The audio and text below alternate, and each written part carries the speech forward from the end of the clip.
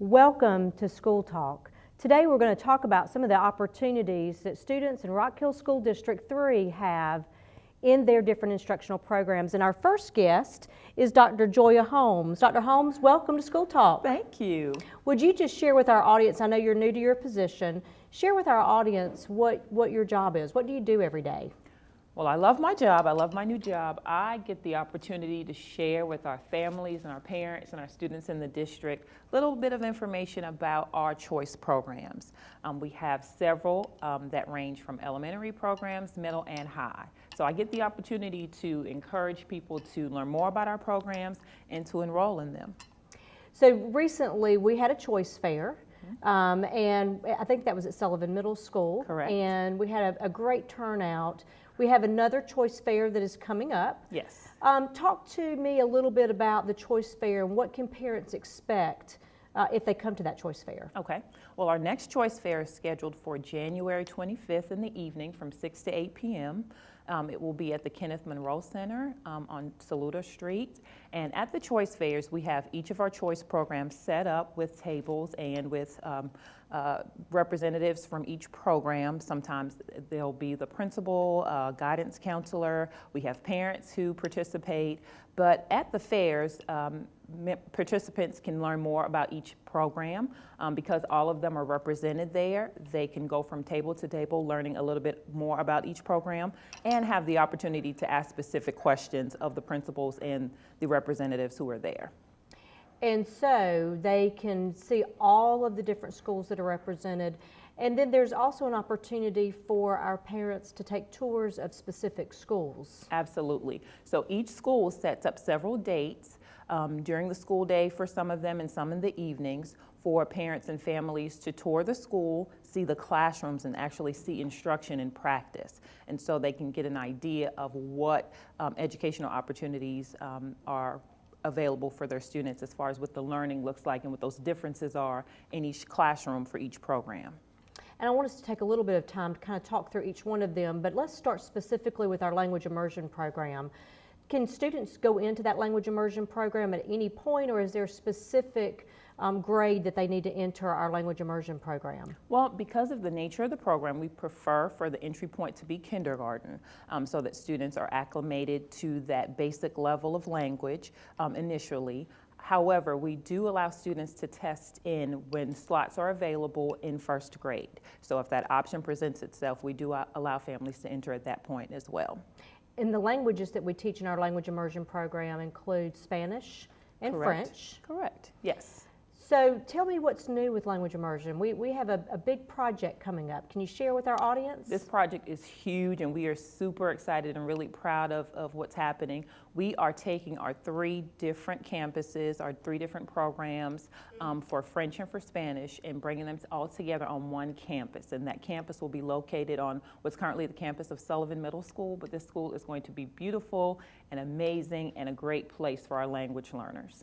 It really is, and as our families drive by, they can already begin to see the construction work, and we're scheduled to open that building in August of 2018. Correct. So this next year, we will have our first group of students in Spanish and French who will begin in middle school. They'll begin that 6th grade, and that will be at Sullivan Middle School. Mm-hmm. So if a student is already in a program within our district, what do they need to do to ensure that they continue in that choice program? Well, if they're in the language immersion program, we have a letter of intent process that we're asking rising 6th graders to complete. However, if students are already in programs, you're pretty much, once you've applied and you're accepted into a program, you're in that program. So at Northside Elementary School, we have the arts. Yes.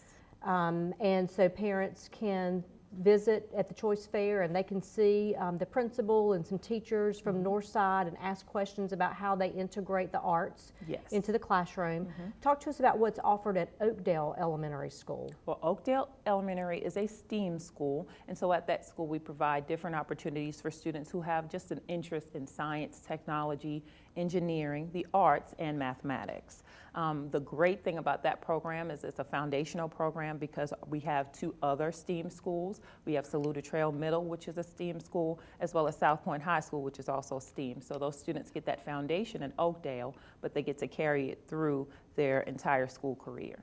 And all three of those schools are doing some really amazing things with our STEAM program. Absolutely. Including new maker spaces Yes. at those schools. So our parents really would want to see those facilities if in fact they think that their student has an interest in STEAM.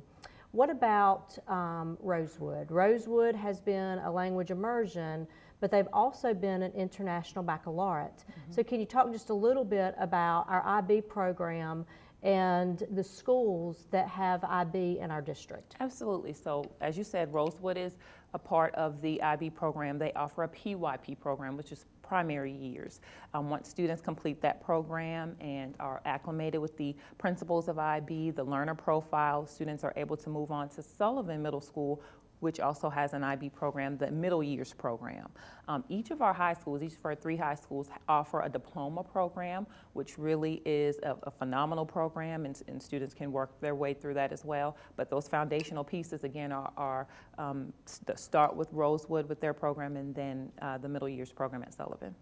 And then we are unique, I think, in Rock Hill that all 3 of our high schools have an IB program, and you don't see that in a lot of school districts, that each of the 3 high schools are able to offer courses that students can either take in isolation or they can work towards that IB diploma at the high school level. Correct. So Sunset Park also has a program. Talk to us a little bit about Sunset Park. Sunset Park houses our Accelerated Studies program, which is designed for just to provide that level of challenge and rigor to our students who are able to do that level of work.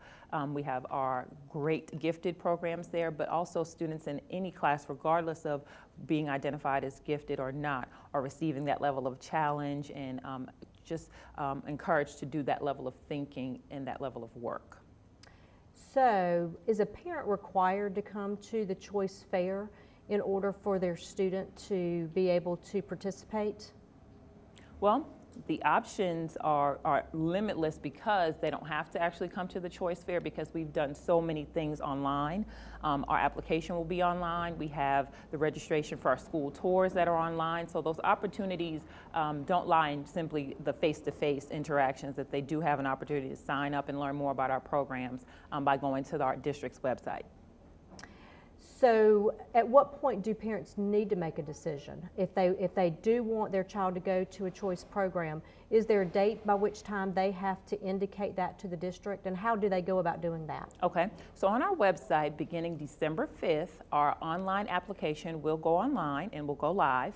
However, parents have quite some time to make the decision. The application goes live December 5th, but the window doesn't close until February 28th. So they have quite a bit of time, still within that window of time, to explore their options, to go to school tours. Our choice fair, our second choice fair, is within that window as well. So just lots of opportunities to make the decision and firm it up by February 28th. So if I'm a parent and I think I'm interested and I sign up on by February the 28th, and then I decide, oh, I don't know that I want to do that, can a parent actually make a decision not to have their child attend a choice school if they end up with that as a thought? Absolutely. Our zone schools are amazing in our district. They so are. The choice option is great, but so is going the traditional route with the zone school too. So absolutely, we do honor a parent's right to make the decision to opt out of the choice. So let's go back and talk about another program that we have in the district that's very exciting for us, and that's the projects that are happening at Ebenezer Avenue. Do you want to talk a little bit about what exciting activities are happening there? Yes, absolutely. So Ebenezer Elementary actually currently houses our inquiry program. However, in a few weeks, we are going to extend that opportunity and open that campus up to our Montessori program as well, which is currently being housed at Sylvia Circle. So that campus will have 2 choice programs actually going on at the same time. Our Montessori program is for students, although they have K-3 there. The choice option begins in kindergarten and K-5 and extends through 2nd grade. And then our inquiry program begins in grade 3 and extends through 5th grade. So if I'm a parent and I'm really interested in one of these opportunities, but I work and I can't get my child to a school that is not in my attendance zone, are there options for me? Yes, so we provide transportation to each of our choice schools, just so that the transportation issue is not a deterrent for families. We know it's difficult for families to transition and to commit to providing transportation. So we want to make sure that that is not the reason why your child is not able to actually participate in one of our choice options. Very good. Are there other things that you feel like parents need to know about our choice programs or our upcoming fair that you'd like to share? Sure, I think that when considering choice, all parents need to think about their child and what they think is going to be the best fit for their student. They, at this point, are discovering, they're learning more about their learning style and the things that they're interested in. But I think the decision should lie in the child's strengths. We have quite a few options, and hopefully that will make it a lot easier to choose. But just kind of thinking about your child and what your child is interested in and their individual strengths, I think will help you to make the best decision about our choice options. And I think that's a great point. And the important thing is that our parents do have a choice.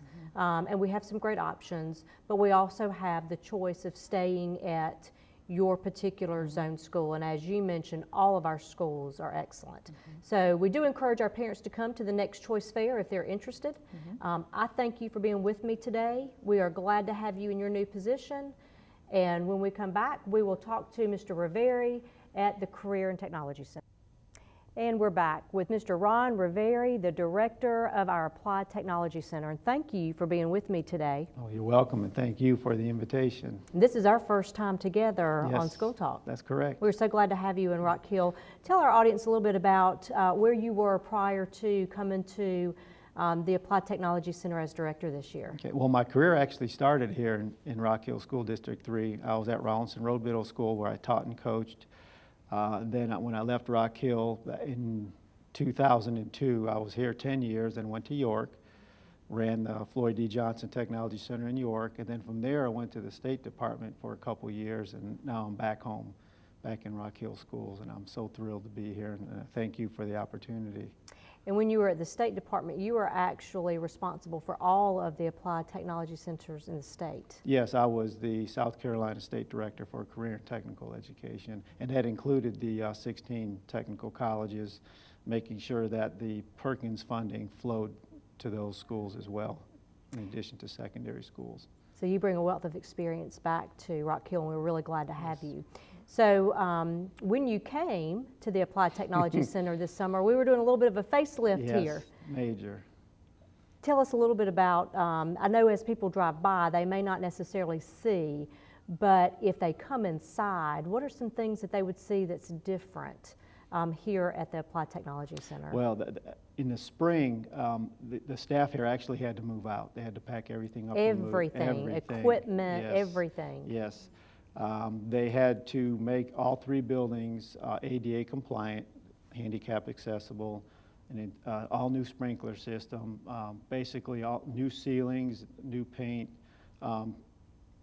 pretty much a complete overhaul of all 3 buildings in one summer, and that was amazing that was accomplished. I remember my first day on the job was that Wednesday, I believe, the day after July 4th, July 5th, and I walked in here and I had a tour. The contractors gave me a tour, and I'm like, oh my goodness, and you're going to have this ready for school in August? And they said, oh yeah. Now it was tight. We moved in the Monday, the same week the students were coming back. We received the green light to move back in on that Monday, and students were back on Thursday. So that was tight, but they pulled it off, and we're so thankful. The rooms look fantastic. We still have second shift contractors here every day working until about 11 o'clock.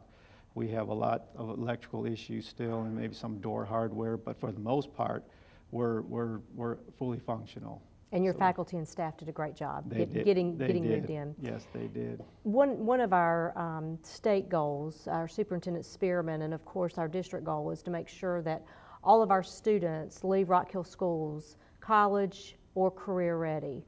And our Applied Technology Center really plays a big part in ensuring that students are career ready. Yes. And you know, career centers today are very different from what career centers were when you and I were in school. So if I'm a parent, or at least when I was in school, if I were a parent and I'm thinking about the career center for my child, how do we get kids career ready here? What are some things that we do? Well, we have 23 programs of study. And each program of study offers the opportunity for our students to earn completer status and also industry credentials. And that's where our state legislators are very interested. They want to see students graduating from these programs, not just a completer, but also with that credential. For instance, let's talk about the health science program. In fact, this morning I was at Westminster Health and Rehab, where our senior clinical students, CNA students, have to serve their clinical hours. And I was very impressed with high school students actually having to work with live patients. And then when they're finished, they take it's a two-part exam, they take their written and they take their practical, and if they pass that successfully, they are considered a certified registered nursing assistant. They earn their CNA. That's in high school. And that's phenomenal that we can have students leave high school ready to go straight into the field to work. And that's pretty much all our programs here. They offer that opportunity for students to seamlessly leave us, continue on with their education, or go straight to work. That's what we mean by career ready. I think often of cosmetology. Because the students who leave the Applied Technology Center, the hours that they have to complete while they're here is a pretty big task. They have to be committed to do that. Yes. But they leave ATC ready to go into a salon. And if you did not do that at the Applied Technology Center and you went out on your own to do that later, there's a pretty big cost. Yes. To a student who then decides later that they want to go into cosmetology. That's correct. They have to log 1,000 cosmetology hours in 4 semesters, and then of course 540 academic hours, so they can leave us with 1,540 hours, and then they take their LLR, their state license. And yes, that is a huge savings, and they come out high school ready to go straight to work, or they can further their education if they choose. And while they're here, they're actually working with true customers when they get to a specific point in their training. Yes, that is correct. Yep. You know, I know that business and industry is very committed to what career centers are able to do, not only in South Carolina, but across the state. Can you share with us a little bit about why that would be so? Why would our business and industry and economic development care so much about what we do at a career center? Well, when a company is looking at an area where to move a company, that's the first thing they look at is what kind of partnerships are between those schools, those tech schools, the secondary high schools, career centers, the tech colleges. We have 16 wonderful technical colleges, and then also your business and industry advisory council. They want to see that there is that partnership, that commitment all the way through before they move a building or a company into an area, because they have to have a trained workforce. That's their number one concern when they move, is are we going to have the qualified workers in that area, that part of the region, to sustain productivity. So number one, you need to have an active, strong advisory council, and we do here. We're very fortunate. We had over 100 folks at our fall advisory meeting. And we need their input in our curriculum to make sure that those students are leaving us ready to go to work in their business or industry. So that's vital. You have to have that partnership.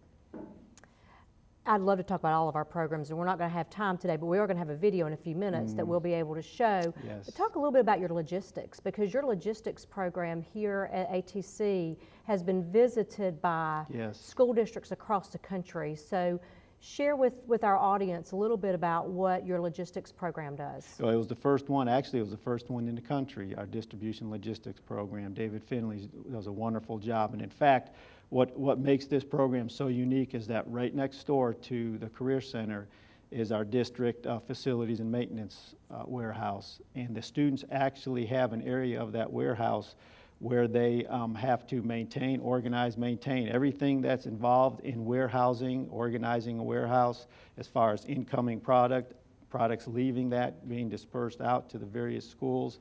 The students do all of that. They have their own section of that building, which is excellent. And we actually have some students that were hired Yes. as district employees Yep. once they completed that program Yes. to work in that warehouse. That's correct. And this program also houses the Back to Pack program for the district. So that is also a hands-on, live working environment experience the students are getting.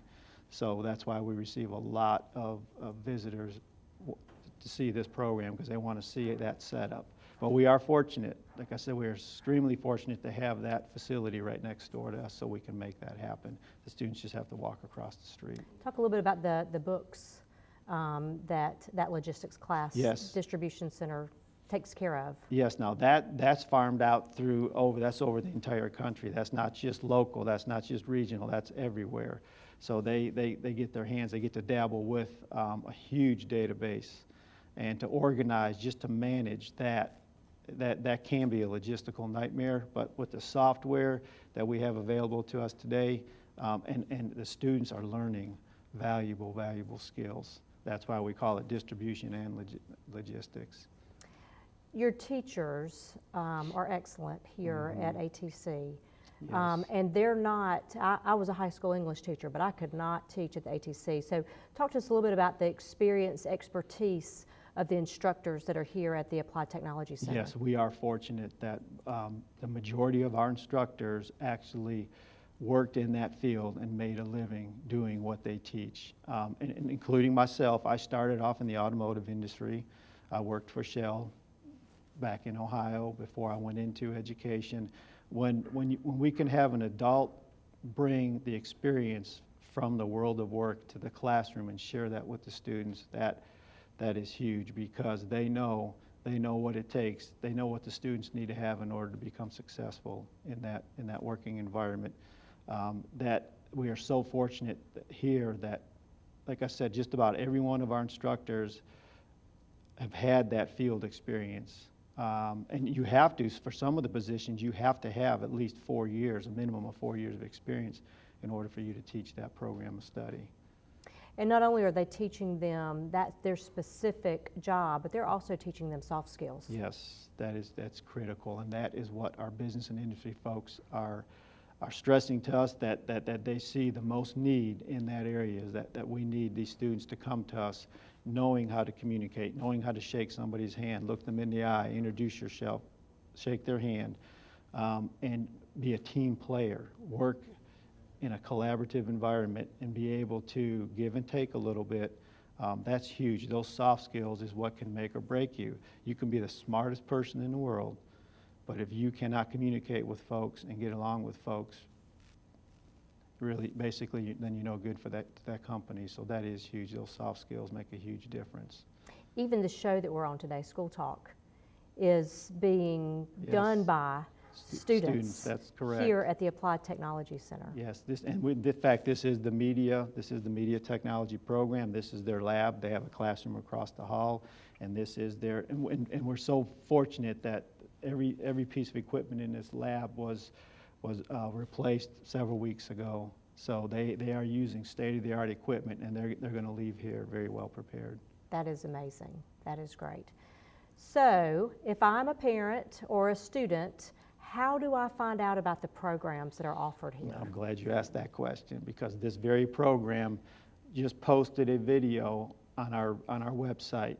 It's an 8-minute video that highlights every program that we offer here at the Applied Technology Center. So I encourage parents, step number 1, go to the website, go to the ATC website, and as soon as you get to the main page, click on that little triangle and sit back in 8 minutes. It's short, it's not that long, but you'll see every program. There's no words to it, but basically it's a chance for you just to sit and see what sparks your interest, where your passion is, and say, yes, that's where I want to be, and make sure when you sit down in your IGP conference that you let that counselor know what your passion is. And we have been traveling to the middle schools. Last week we were at Castle Heights and Sullivan, meeting with their entire 8th grade. And so our goal is to get to every middle school before the IGP process starts. And IGP is your individualized graduation plan. and you start that in the 8th grade. So this is the perfect time for parents, 8th grade specifically, parents and students to watch that video to get an idea of what exactly goes on here at the Technology Center. Well, I thank you for being with me today. And as you said, your media technology class Yes, puts on School Talk, but at the conclusion of our time together, our audience will also be able to see the 8-minute clip that this class produced. Excellent. So again, thank you That's great. for all that you do to help our kids get ready to be career ready. You're welcome, and thank you.